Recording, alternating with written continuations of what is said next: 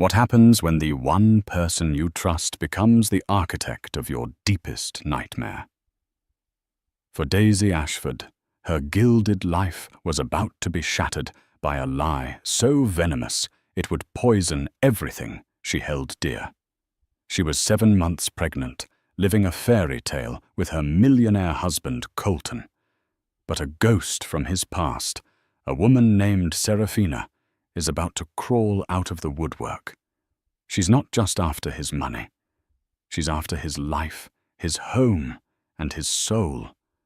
And she'll use the most diabolical weapon of all, a phantom illness designed to break a marriage and shatter a pregnant wife's heart. This isn't just a story of infidelity. It's a story of psychological warfare where the battlefield is a Bel Air mansion and the prize is everything. The late afternoon sun, the color of aged honey, slanted through the floor-to-ceiling windows of the Ashford residence in Bel Air. It cast a golden glow across the expansive living room, illuminating the dust motes dancing in the still air like tiny silent diamonds. For Daisy Sterling Ashford, this light had always felt like a promise, a tangible manifestation of the perfect life she had so carefully and lovingly built. At 29, she was the epitome of grace and quiet confidence. Her family, the Sterlings, were old money, their name synonymous with philanthropic endeavors and understated influence. Her marriage to Colton Ashford, a charismatic tech mogul whose company Elysian Dynamics was at the forefront of AI innovation, had been the society event of the year. Now, 7 months into a blissfully uneventful pregnancy, Daisy was nesting. She sat on a plush, cream-colored sofa, a sketchbook in her lap, designing the mural for the nursery.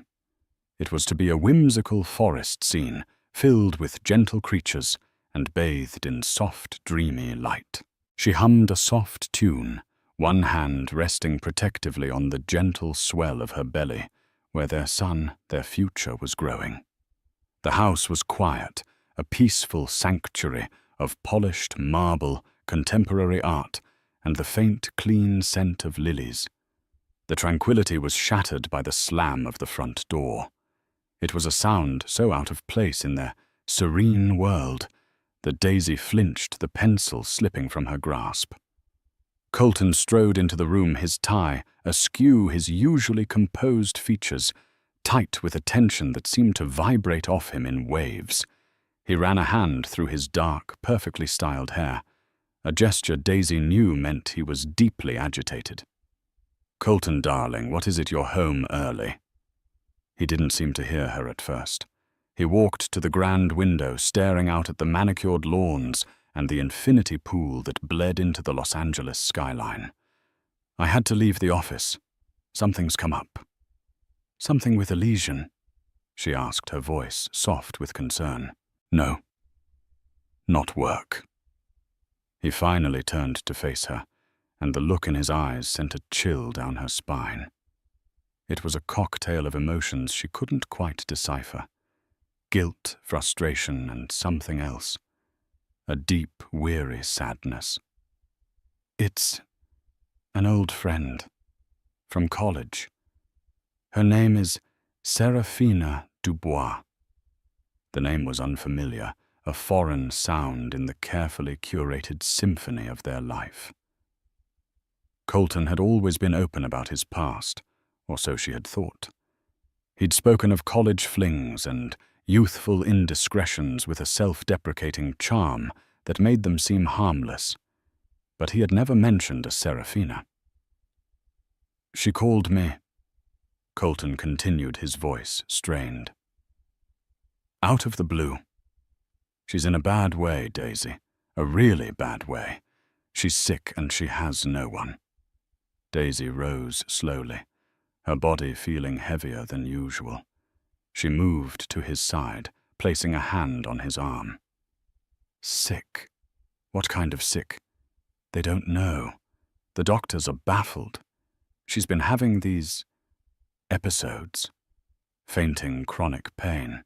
They think it might be some rare neurological disorder. She's lost her job, her apartment. She's at the end of her rope. Daisy, whose life revolved around her work with the Sterling Family Foundation, was naturally compassionate. Her heart went out to this faceless, suffering woman. "Oh, Colton, that's dreadful. We should help. We can connect her with the foundation, find her the best doctors, get her financial assistance." "I already have," he cut in a little too quickly. "I've sent her money. I've put her in touch with Dr. Alistair Finch at Johns Hopkins, the best neurologist in the country.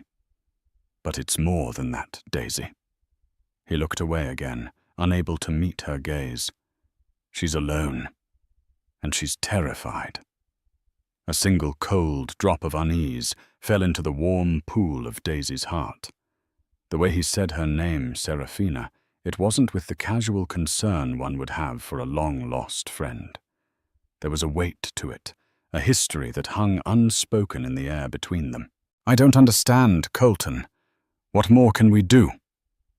He took a deep breath, the sound unnaturally loud in the silent room. "She needs support.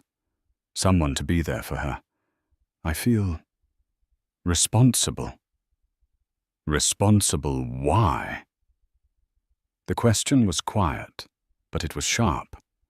Finally he looked at her, his handsome face a mask of remorse. "We were involved. A long time ago, before I met you. It was intense, and it ended badly.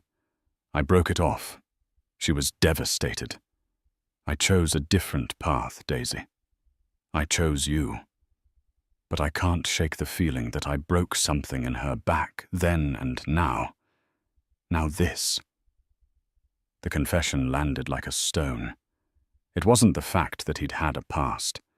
It was the fact that it was a secret so significant that its ghost was now threatening to materialize in their present. Daisy felt the first faint crack in the perfect facade of her life. She tried to steady herself to be the understanding, compassionate wife she had always been. "I see," she said, her voice barely a whisper.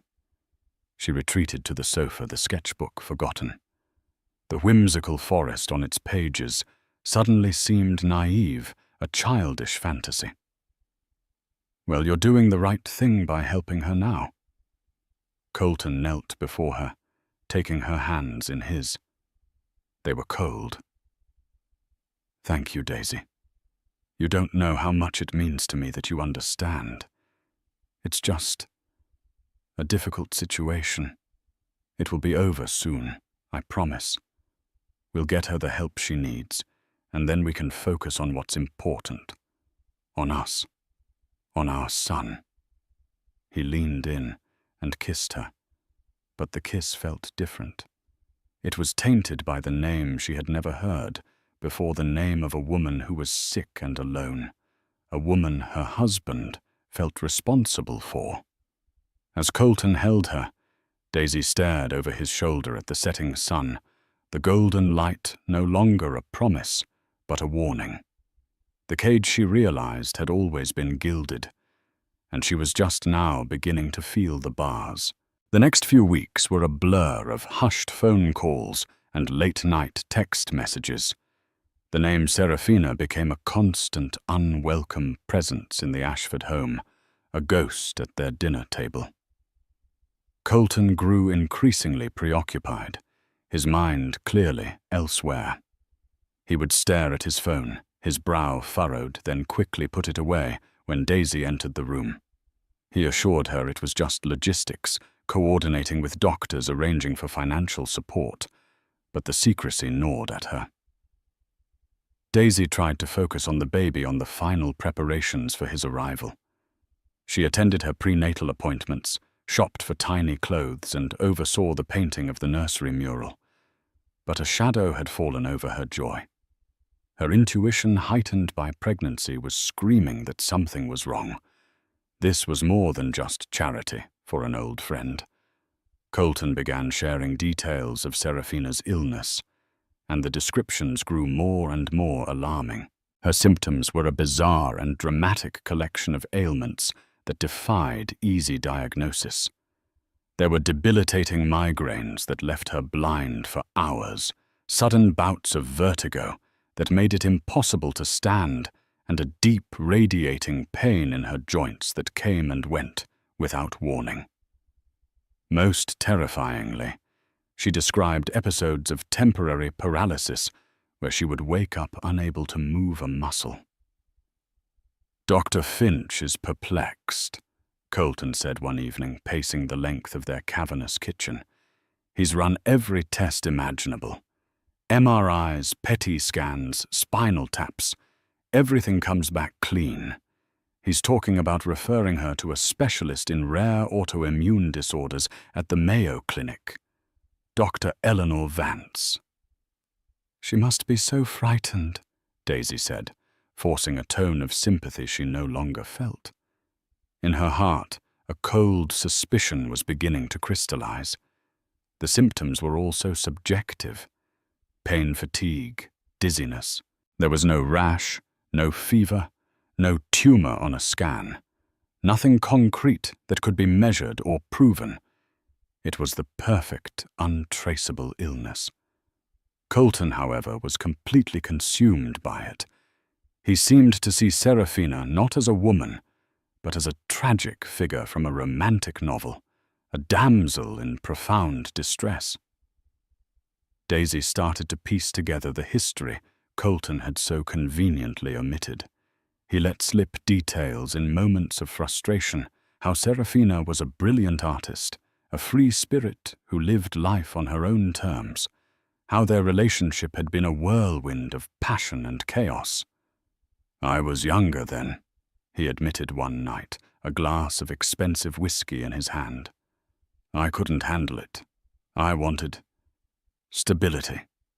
I wanted you."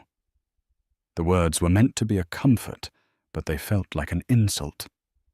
Daisy was stability. Daisy was the safe harbor he had sailed into after his tempestuous affair with this other woman. And now that the storm was threatening again, he was being drawn back to the thrill of the turbulent waters. The psychological toll on Daisy was immense. The stress was a constant, dull ache behind her eyes. She had trouble sleeping, her nights filled with anxious dreams. During the day, she would find herself weeping for no reason, the pregnancy hormones amplifying her sense of dread and betrayal. She felt profoundly alone. Then came the phone call that changed everything. Daisy was in the nursery, applying a final touch of white paint to a cloud in the mural, when she heard Colton's raised voice from the hallway. He was on the phone, and he sounded panicked. "What do you mean?" She collapsed. "Is she conscious?" "Where is she now?" A pause. No, don't call an ambulance.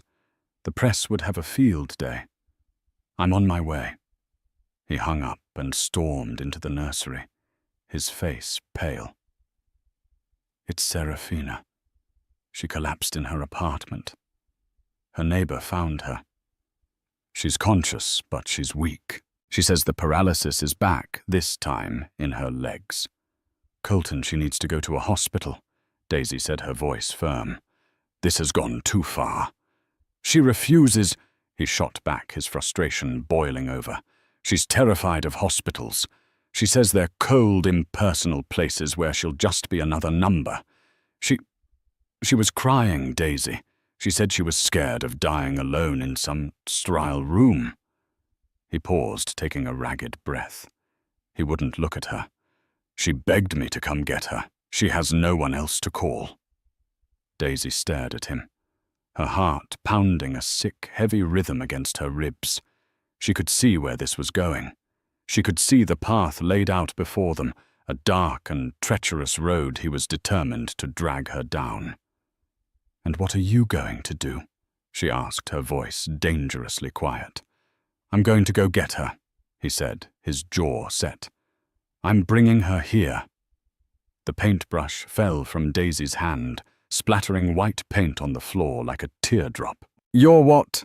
"Just for a few days," he pleaded. his voice softening as he finally registered the look of utter devastation on her face. "Just until Dr. Vance can see her. The guest wing is separate from the rest of the house. You'll barely know she's here. Daisy, please. The woman is sick. She thinks she's dying. What kind of people would we be if we turned our backs on her?" He was using her own compassion, her own morality as a weapon against her. He was twisting his infidelity and guilt into an act of noble charity, and casting her as the cold, selfish villain if she refused. The manipulation was so blatant, so cruel, that it stole her breath. Tears welled in her eyes, hot and bitter. "She is not your responsibility, Colton. Your responsibility is here. To me. To our son. And this is how I show our son what compassion means," he insisted, his voice rising again.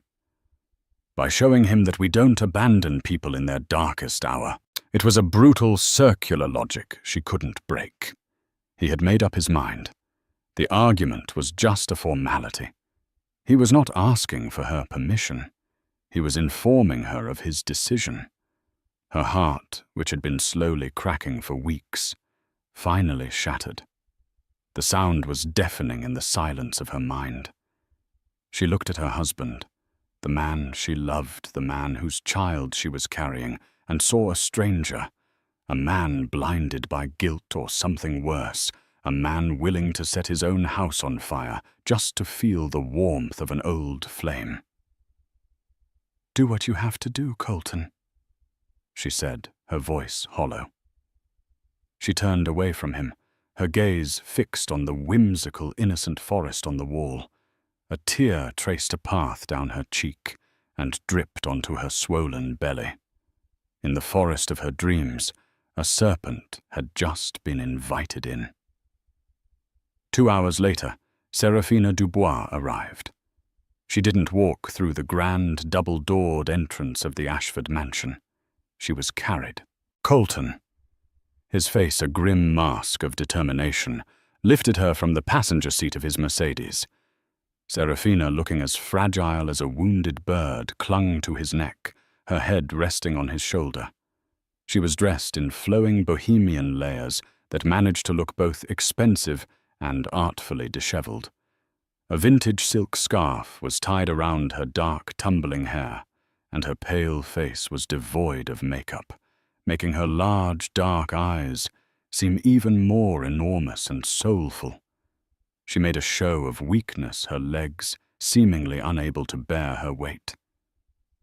"I'm so sorry, Colton," she whispered, her voice a theatrical, reedy sound that grated on Daisy's nerves.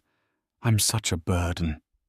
"Nonsense," Colton said, his voice gruff with manufactured reassurance. "We'll get you settled in."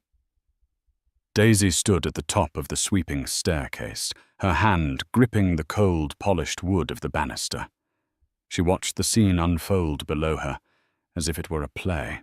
It was all so perfectly staged, the gallant hero the damsel in distress, and she, the pregnant wife, was relegated to the role of the shrewish, unwelcoming obstacle. The household staff had gathered in the foyer, their faces a mixture of confusion and disapproval. Mrs. Gable, the housekeeper, who had been with Daisy's family for over 20 years, stood ramrod straight, her lips pressed into a thin, tight line. Her gaze met Daisy's for a fleeting second, and in that look, Daisy saw an ocean of loyalty and shared suspicion. Mrs. Gable knew just as Daisy knew that this was an invasion.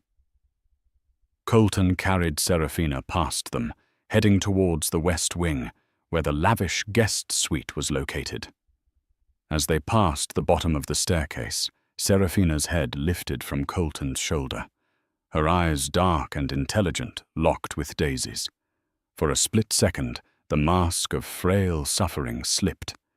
Daisy saw a flash of something else in their depths, a cold, hard glint of triumph. It was a look that said, "I'm here. I'm in your house. And I have won." Then just as quickly it was gone, replaced by a look of doe-eyed vulnerability as she turned her face back into Colton's chest. The moment was so brief, so subtle, that Daisy almost thought she had imagined it. But she hadn't. It was real, and it confirmed every dark fear she had. This wasn't about illness.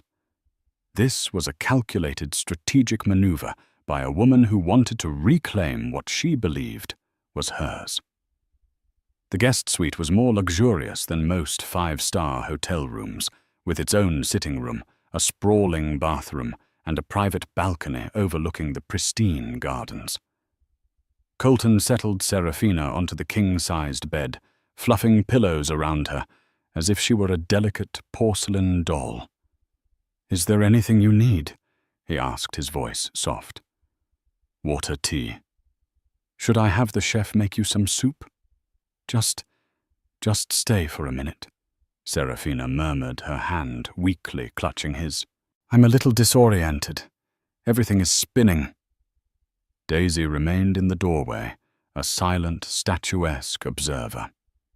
She watched as her husband, the father of her unborn child, sat on the edge of another woman's bed, his attention completely captive. The intimacy of the scene was a physical blow. This was her home, her sanctuary, the place she was meant to bring their son into, and it had been violated. "Colton," Daisy said, her voice colder than she intended. "I need to speak with you." Colton looked up, startled, as if he had forgotten she was there. A flicker of annoyance crossed his face, before he masked it with a weary sigh. "Daisy, not now." "Now, Colton," she insisted, turning and walking back towards the main part of the house, without waiting for a reply. He followed a moment later, closing the door to the guest suite behind him.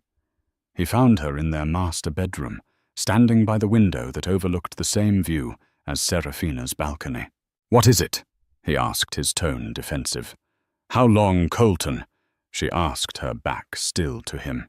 "How long is this performance going to last? Performance." "My God, Daisy, did you not see her? The woman can barely stand." "Oh, I saw her," Daisy retorted, spinning around to face him. Her eyes blazed with a fire he hadn't seen in years. "I also saw the look she gave me. The look that said she's exactly where she wants to be. In my house, in my life, being tended to by my husband." "You're being paranoid," he scoffed, throwing his hands up in exasperation. "You're pregnant and hormonal, and you're not thinking clearly." It was the ultimate betrayal. He was using her pregnancy, the most sacred and vulnerable time in her life, to dismiss her, to gaslight her into believing her own valid feelings were a symptom of some female hysteria. "Do not you dare use our child as an excuse for your blindness," she seethed, taking a step closer. "You brought a stranger into our home against my wishes. A woman you have a history with. A woman whose illness is conveniently unverifiable. And you expect me to just... What play the gracious hostess? I expect you to have a heart," he yelled, his own control finally snapping. "I expect the woman I married, the head of a charitable foundation, to show an ounce of the compassion she preaches about to the rest of the world." "This isn't the world, Colton. This is our home," she screamed back, tears of rage and heartbreak streaming down her face. "And you have defiled it. You have chosen her comfort over my peace of mind, over the sanctity of our family." The argument raged, a furious storm confined within the soundproofed walls of their opulent prison. It was the worst fight of their marriage, filled with accusations and bitter truths. In the end, nothing was resolved. Colton retreated into a stony, self-righteous silence, convinced of his own martyrdom. Daisy, emotionally and physically exhausted, collapsed onto their bed. her body racked with sobs that shook her entire frame. The baby kicked a frantic, insistent rhythm against her ribs, as if he too could feel his mother's distress. Down the hall in the lavish guest suite, Serafina lay back against the plush pillows. She had heard the raised voices, the sounds of the marital explosion she had so expertly engineered. A slow, satisfied smile spread across her face. She reached for her phone, her fingers, which had been so weak and trembling just an hour before, now moving with quick, precise purpose. She opened a text message thread with a contact saved as ER, Phase 1, complete, she typed. The serpent is in the garden. She pressed send. Then, with a sigh of deep contentment, she closed her eyes, the picture of perfect, fragile innocence, and waited for Colton to come back and check on her. She knew he would. The Ashford mansion, once a sanctuary of peaceful elegance, transformed into a tense, silent battlefield. Serafina's presence was a toxic gas that seeped into every corner, poisoning the atmosphere. Life revolved around her. The household staff, loyal to Daisy and deeply suspicious of the newcomer, were forced to cater to her every whim. Serafina was a master of psychological warfare. Her tactics were subtle, insidious, and designed to chip away at Daisy's sanity. She never made a direct demand. Her needs were always framed in the context of her debilitating illness. "Oh, Mrs. Gable," she would say, her voice a fragile whisper, when the housekeeper brought her breakfast tray. "This toast is wonderful, but the scent of the butter, my nausea is just so dreadful today. Would it be too much trouble to have the chef make a plain broth instead?" The requests were constant and ever-changing. One day, only imported Fiji water would soothe her throat. The next, the light filtering through her windows was too harsh for her migraines, and blackout curtains had to be immediately installed. She monopolized Colton's time completely. Just as Daisy and Colton were about to sit down for a rare dinner together, the intercom from the guest wing would buzz. "Colton," Serafina's weak voice would crackle through. "I'm so sorry to bother you both. I had a nightmare. I thought I was falling. My heart is racing. Could you just come for a minute?" And Colton, caught in her web of guilt and perceived duty, would always go.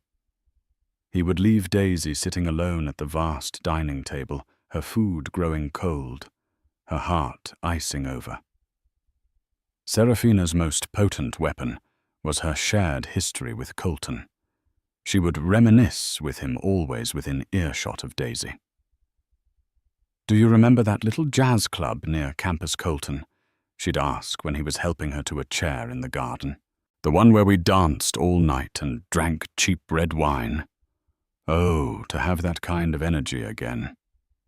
She was painting a picture of a past. Daisy wasn't part of a past, filled with passion and spontaneity, implicitly casting Daisy's and Colton's life as staid and boring in comparison. She made Daisy feel like an outsider in her own marriage, a curator of a museum in which Serafina was the most prized and now broken exhibit. Daisy felt herself starting to unravel.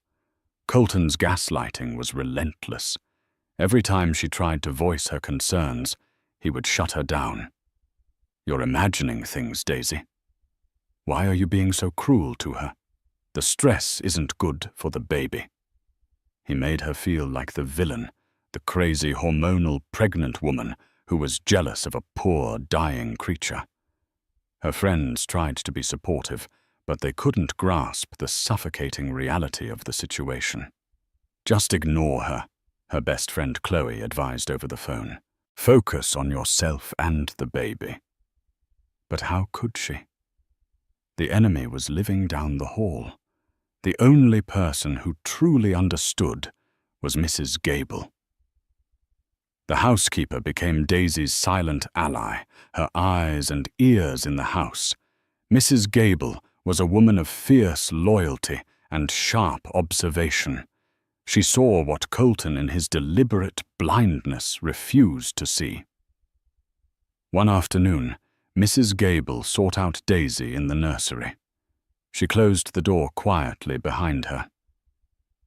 "Mrs. Ashford," she began, her voice low, "I don't wish to speak out of turn." "Please, Martha," Daisy said, turning from the window. "Speak freely." "It's about Miss Dubois," the housekeeper said, her hands twisting in the fabric of her apron. "There are inconsistencies." Daisy's heart leaped. "What have you seen?" "Yesterday, Dr. Finch called to check on her. I took the call and buzzed her room. She answered, and her voice was so weak she said she couldn't get out of bed. But I had walked past her room not 5 minutes earlier. The door was ajar. She was on her yoga mat in the middle of a rather strenuous-looking stretch." Daisy's breath hitched. "Are you certain?" "Absolutely," Mrs. Gable said, her eyes firm. "And this morning she told Chef she had no appetite, that her stomach was in knots. An hour later I was tidying the pantry, and I found this." She opened her apron pocket and pulled out the wrapper of a high-end dark chocolate and almond bar. It was tucked behind the flour canisters. Her fingerprints were on it. And last night, after she called Mr. Ashford away from dinner because her heart was racing, I saw her on her balcony. She was on her phone, scrolling and smiling. She looked the picture of health. It was the confirmation Daisy desperately needed. She wasn't going crazy. She wasn't paranoid. She was being played. The information ignited a new fire within her. The heartbroken, weeping wife was gone, replaced by a woman of cold, calculating fury. If her husband wouldn't protect their family, she would. That evening, Daisy began her own investigation. When Colton was asleep, she slipped into his study. His laptop was password protected, but she knew his habits. He often used the names of his passion projects. She tried Elysian 1, AI Future, Ashford Tech. Nothing. Then a cold dread filled her as a new possibility emerged. She typed Serafina 7. Access granted. Her hands trembled as she opened his email. The correspondence was everything she had feared, and worse. There were emails going back months long before Serafina had supposedly re-entered their lives. Their affair had never truly ended. It had been a simmering, clandestine, emotional connection that had been reignited into a full-blown affair 6 months ago. She found the email chain with Dr. Alistair Finch. The neurologist was clearly frustrated.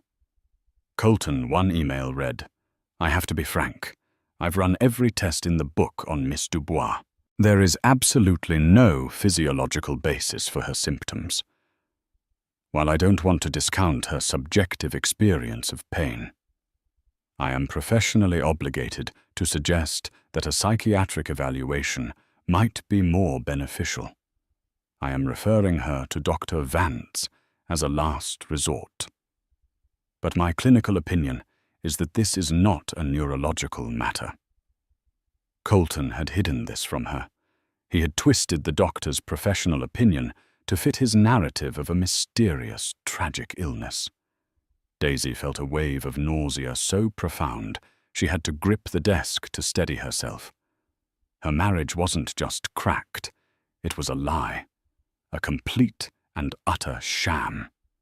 She had been living in a beautifully constructed dollhouse, and the walls were now caving in. She closed the laptop, her movements precise and silent. She walked back to the master bedroom and looked at the man sleeping in her bed. He was not her protector, her partner, or her love. He was her adversary, a co-conspirator in the plot to destroy her. She lay down, but she did not sleep. She stared into the darkness, the whispers of the house swirling around her.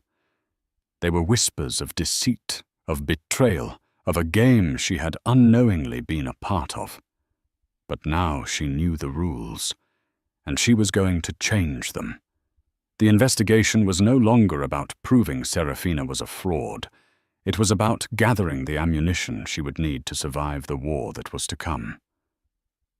The discovery on Colton's laptop galvanized Daisy. The grief, while still a raw wound in her chest, was compartmentalized.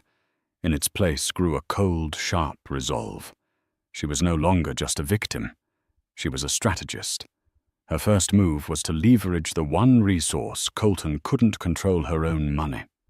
The Sterling family trust was formidable, and Daisy had always used it for her philanthropic work. Now she would use it for her liberation. The next morning, she made a call to a number given to her by her father's attorney years ago. A number for a man who specialized in sensitive and discreet inquiries. His name was Marcus Thorne, a former investigative journalist turned high-end private investigator. Thorne was known for his ruthlessness, his meticulousness, and his unwavering discretion. He was expensive, but he was the best. They met in a quiet corner of a private lounge at the Bel Air Hotel, a place so steeped in old-world luxury that no one would look twice at the meeting. Daisy, dressed in an elegant maternity dress that belied the turmoil within, laid out the situation with chilling clarity. She did not cry. Her voice did not waver. "I don't need suspicions, Mr. Thorne," she concluded. Her hands folded calmly on the table. "I need irrefutable proof. I want to know everything about Serafina Dubois, her history, her finances, her associates.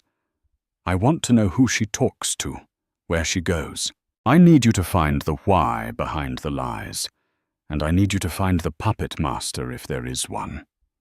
Thorne, a man with pale, intelligent eyes that seemed to miss nothing, listened intently. "You believe there's someone else involved?" "A performance this elaborate often requires a coach," Daisy stated. "Her symptoms are too specific, too aligned with rare diseases that are notoriously difficult to disprove." "She's had help." Thorne nodded slowly. "I'll take the case, Mrs. Ashford. My team is very good. We'll be ghosts." Within 48 hours, the first cracks in Serafina's story began to appear, thanks to Thorne's efficient digging. He uncovered a pattern. Serafina had a history of attaching herself to wealthy, influential men.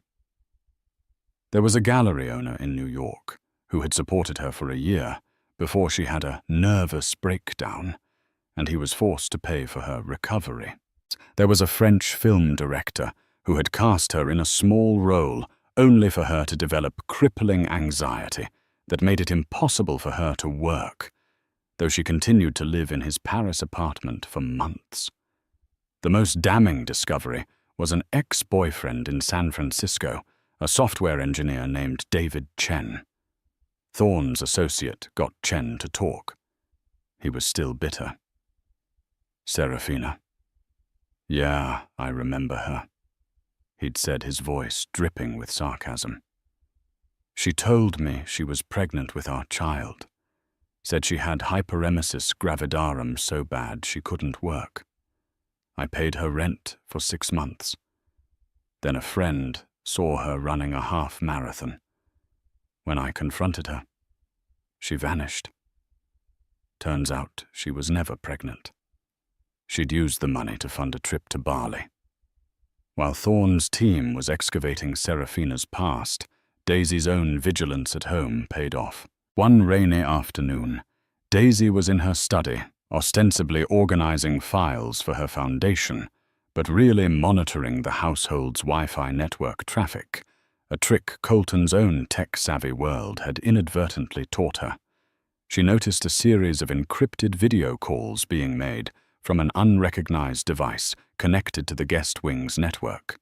The calls were long, happening almost daily. Meanwhile, Mrs. Gable continued her quiet surveillance. She noticed that after these video calls, Serafina's mood would change. Sometimes she seemed agitated, other times hug, and her symptoms would often align with whatever she had been discussing. If the call was tense, she'd have a fainting spell later that day. If it was upbeat, she might report a miraculous, though temporary, lifting of the pain. The breakthrough came a week later. Thorne called Daisy on a secure line. "We've got him," he said, his voice flat but triumphant. "We've got the coach." "Who is it?" Daisy asked, her heart hammering. "A disgraced doctor named Evan Reed," Thorne explained. "He lost his medical license 3 years ago for insurance fraud and writing illegal prescriptions. He now runs a wellness consulting business out of a small office in Encino. It's a front. What he really does is teach people how to convincingly fake illnesses for disability, claims, lawsuits, or other personal situations.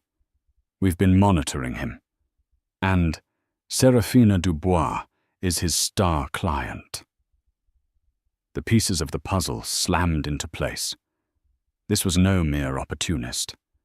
This was a professional grifter aided and abetted by a medical charlatan. "Can you prove it?" Daisy breathed. "Better," Thorne said. "Dr. Reed has a very disgruntled former assistant. She left a few months ago after he refused to pay her what he owed her. For the right price, she's willing to talk. She has records, invoices to Serafina for symptom coaching. She even has recordings of some of their sessions. It seems she was smart enough to get some insurance for herself." Daisy felt a surge of adrenaline, so potent it made her dizzy. This was it. This was the weapon she needed. But Thorne wasn't finished. "There's one more thing, Mrs. Ashford," he said, his voice dropping slightly. "My team put physical surveillance on Miss Dubois. We were careful. But she's getting bolder. She thinks she's safe in your home. Yesterday she left the property." "She what?" Daisy was stunned. "A car service picked her up a block away. We followed her. She went to a hotel in Santa Monica, the Viceroy. She met a man. They were intimate." Daisy sank into a chair. The phone pressed hard against her ear. She was prepared for the lies, the fraud. She was not prepared for this. "Who was the man?" she whispered. Thorne paused. It was Dr. Evan Reed. The sheer breathtaking audacity of it left Daisy speechless. Serafina wasn't just his client. They were partners, lovers. They were in this together, a parasitic team, bleeding her family dry. They were likely laughing at Colton, laughing at her while carrying on an affair under their very noses. The final and perhaps most crucial piece of evidence came from Mrs. Gable the very next day. The housekeeper had gone into the guest wing to collect linens while Serafina was supposedly sleeping. On the desk, left carelessly open, was a notebook. Inside, in Serafina's elegant script, were notes. Week 4. Introduce vestibular migraine symptoms, dizziness, sensitivity to light. Mention transient aphasia. Difficulty finding words. JR responds well to cognitive symptoms, preys on his fear of intellect loss. Week 5. Leg paralysis. Key is muscle inconsistency. Don't overplay. Let him save me. Reinforces his hero complex. Payment to ER due on the 15th. 20% of incoming funds. Mrs. Gable, knowing its importance, took a photo of the page with her phone and immediately brought it to Daisy. Daisy looked at the photo at the cold clinical breakdown of her husband's psychological weak spots. She looked at the evidence from Thorne, the testimony, the financial records, the photos of Serafina and Dr. Reed embracing at a seaside hotel. She now had a complete arsenal. The cracks in the facade had given way to a gaping chasm revealing the ugly, rotten truth at the core of it all. There would be no more quiet suffering. There would be no more whispers. There would only be the storm. And she was ready to unleash it. The day Daisy chose for the reckoning was a Tuesday. It was the day of her parents' wedding anniversary, a fact that felt poignantly ironic. She spent the morning in a state of preternatural calm, the kind that precedes a hurricane. She instructed the chef to prepare an elaborate dinner, a favorite of Colton's pan-seared scallops, followed by a rack of lamb. She then made 2 phone calls. The first was to her father, Robert Sterling. A retired judge, her father was a formidable man whose quiet authority and razor-sharp intellect had always been her anchor. She told him only that she needed him, that it was urgent, and that he should come for dinner at 7. He asked no questions, simply saying, "I'll be there." The second call was to Marcus Thorne. "I need you tonight," she said, "and I need everything ready." At 6 o'clock, Daisy walked to the guest wing. She knocked on Seraphina's door. "Come in," Seraphina's voice called out, laced with its customary frailty. Daisy entered. Seraphina was propped up in bed, a book lying open on her lap. She looked surprised to see Daisy. "Daisy," she said, a small, curious smile playing on her lips. "To what do I owe the pleasure? I came to invite you to dinner," Daisy said, her voice even and polite. "In the main dining room. Colton and I would be so pleased if you would join us. My father will be here as well. We thought it was time we all made an effort to connect for the sake of harmony in the house." Seraphina's eyes widened almost imperceptibly. An invitation to the formal dining room to meet Daisy's father was a significant escalation. In her mind, it could only mean one thing. Daisy was finally capitulating, accepting her presence. The triumph she had felt upon her arrival surged through her again. "Why, I'd be honored," Seraphina said, placing a hand on her chest. "I'm feeling a bit stronger today. Colton can help me get ready." "Wonderful," Daisy said, turning to leave. 7 o'clock. As she walked away, she could feel Seraphina's smug gaze on her back. Let her have her moment of victory, Daisy thought. It will be her last. At precisely 7, the players were assembled. Colton, looking relieved that Daisy was finally coming around, stood by the fireplace, a glass of wine in his hand. Judge Robert Sterling stood beside him, his presence lending an immediate gravity to the room. He observed everything with a cool, judicial eye, his gaze lingering on Colton with an unnerving intensity. Then Seraphina made her entrance. She was leaning heavily on Colton's arm, dressed in a flowing, dark red dress that made her look like a tragic heroine from a Victorian novel. Her face was pale, her expression a careful blend of gratitude and shy apprehension. "Judge Sterling," she said, extending a limp hand. "It is such an honor to meet you. Daisy speaks so highly of you." Robert Sterling took her hand briefly. His touch was firm, his eyes unreadable. "Miss Dubois," he said, his voice a low baritone that commanded attention. They sat down at the long, polished mahogany table. The scene was perfectly set, crystal glasses, gleaming silverware, and a centerpiece of white roses that seemed to mourn the meal before it had even begun. The first course was served in a tense silence. Colton tried to make small talk, but the words fell flat in the heavy atmosphere.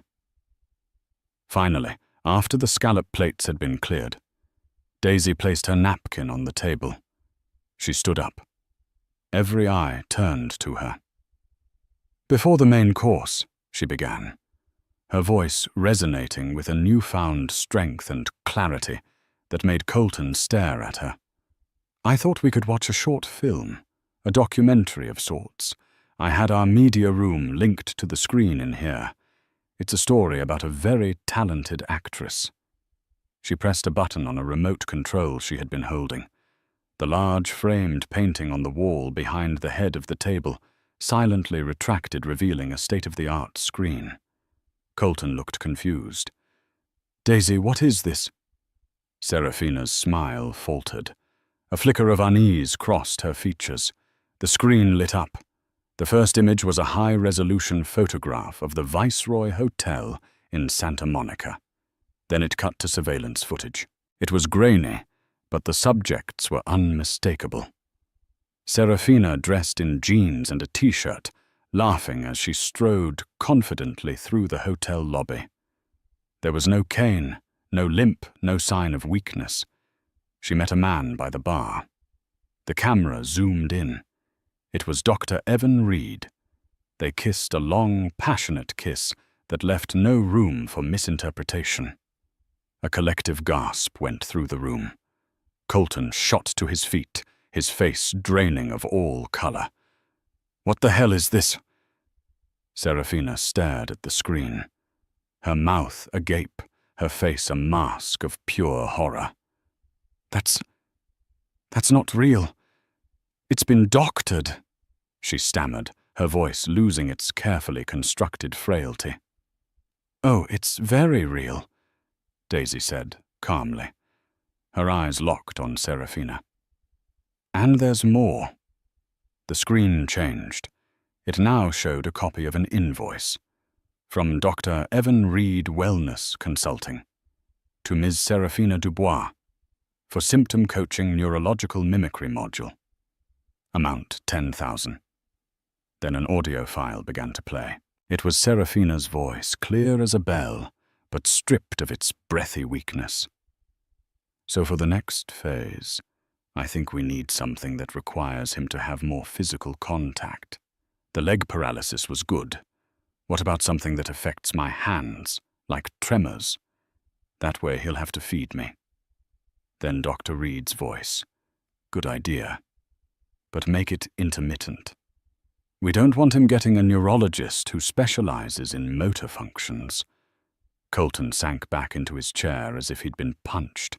He looked from the screen to Seraphina, his eyes wide with dawning, sickening comprehension. Daisy wasn't finished. She picked up a folder from the sideboard and opened it. "And finally," she said, her voice ringing with the finality of a judge's gavel, "a sworn affidavit from Dr. Reed's former assistant detailing his entire fraudulent enterprise. And this," she projected the photo Mrs. Gable had taken of Seraphina's notebook onto the screen. The handwriting was undeniable. The cold, calculated plans to manipulate her husband were laid bare for all to see. J.R. responds well to cognitive symptoms, preys on his fear of intellect loss, reinforces his hero complex.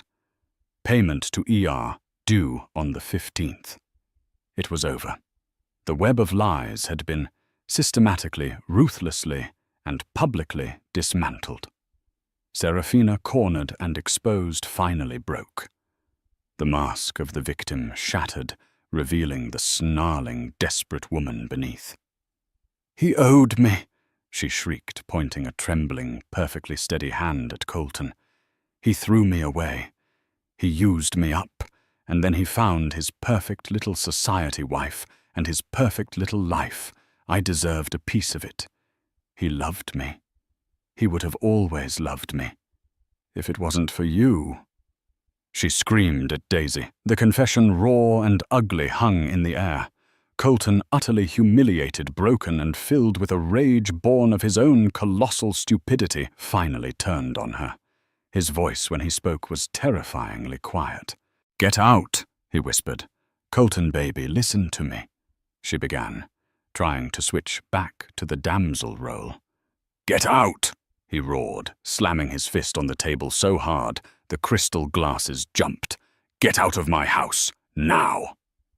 Robert Sterling stood up, his towering presence silencing the room. He looked at Colton, not with anger but with a profound, dismissive contempt that was far worse. Then he looked at Seraphina, who was now sobbing a messy, pathetic caricature of her former self. "I believe the gentleman asked you to leave," the judge said, his voice like ice. "I suggest you do so before I have the authorities escort you out for fraud and trespassing." The storm had broken, and in its devastating wake, the ruins of the Ashford marriage lay exposed for all to see. The immediate aftermath of the storm was an unnerving, echoing silence. Seraphina, stripped of her narrative, was escorted from the property by Colton's security. Her pleas dissolved into the night air as she was deposited on the curb outside the grand gates, with nothing but the red dress on her back and the crushing weight of her failed scheme. Inside the grand dining room felt like a tomb. Robert Sterling walked over to his daughter, his touch firm and grounding. "Daisy, it's time to go. You'll come home with me." Daisy, drained and trembling, nodded. She felt a strange sense of detachment as she looked at Colton. He was a man hollowed out, crushed by the weight of his own gullibility and betrayal. He hadn't just been fooled, he had been a willing participant. He looked up, his eyes pleading. "Daisy, I didn't know the extent of it. I thought she was sick." "It doesn't matter what you thought, Colton," Daisy said, her voice devoid of emotion. "It matters what you did.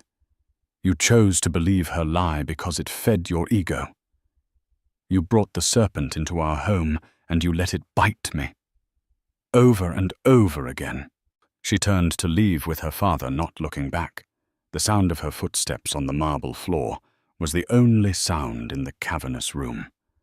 The stress of the night, the culmination of months of sustained psychological torment, took its inevitable toll. As her father drove them through the winding Bel Air roads, a sharp, cramping pain seized Daisy's abdomen. By the time they reached the Sterling estate in Pasadena, she was in premature labor. The birth was fraught of physical manifestation of the trauma she had endured, but in the sterile quiet of the hospital, surrounded by her family's unwavering support, Daisy found a strength she didn't know she possessed. After 18 grueling hours, she delivered a son. He was small but healthy, with a tuft of dark hair and his mother's determined eyes. She named him Noah. Holding him in her arms, feeling his tiny weight against her chest, Daisy knew she had found her true north. He was her future. Colton arrived at the hospital hours later, looking haggard and broken. He stood at the door of Daisy's room, a penitent boy. "He's beautiful," he whispered. "Yes, he is," Daisy replied, her voice calm. She felt no anger, no hatred. All she felt was a vast, empty space where her love for him used to be.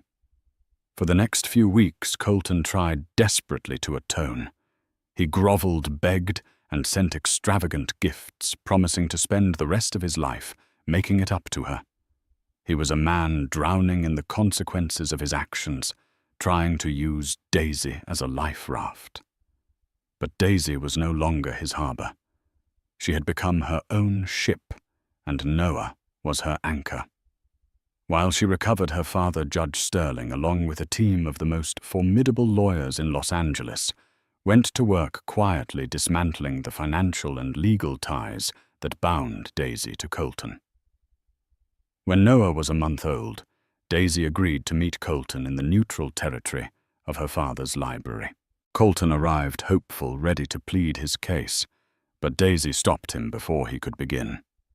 "I'm not going to divorce you, Colton," she said, and for a moment his face flooded with relief.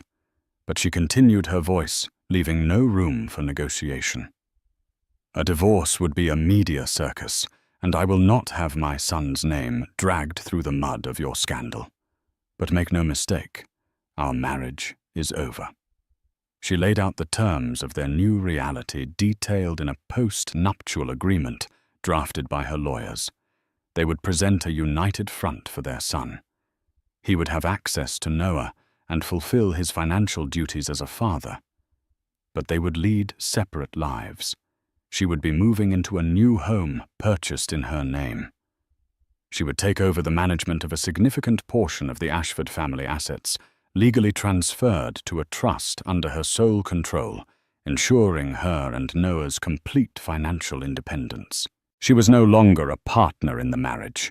She was the CEO of her own life. Colton stared at her dumbfounded.